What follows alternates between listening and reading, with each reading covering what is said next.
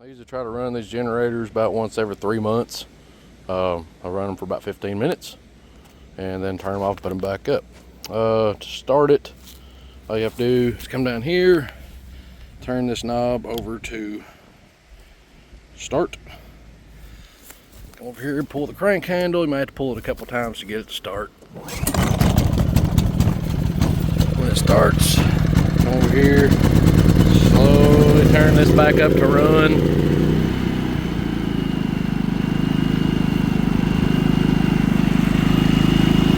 Let it run about 15 minutes.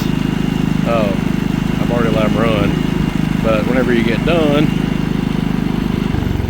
turn it off. Then you'll want to drain the gas out of the carb. Phillips head screwdriver, and take this screw off. And come on, it's a really long screw. This screw off.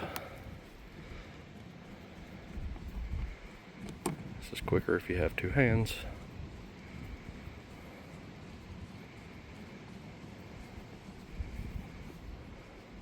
And you want to do this every time you run them. So that way the gas doesn't gum up in the carburetor. And it should make it easier to start next time you go to run it. Alright, then take you a flathead. This little screw right here. It's a little brass screw. You want to open that up.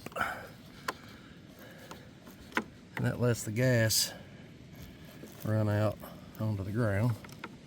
It's just a little bit of gas, it's not much. Yeah, there it goes. You can open it about 6 or 8 good turns. Just let it sit for a few seconds, make sure all the gas is out. And then tighten this little screw back up. Now, this is a little brass screw, so it don't have to be super tight because you'll strip it out. Just snug it up. That's it. That's all you gotta do to drain the carb. Then just put the cover back on.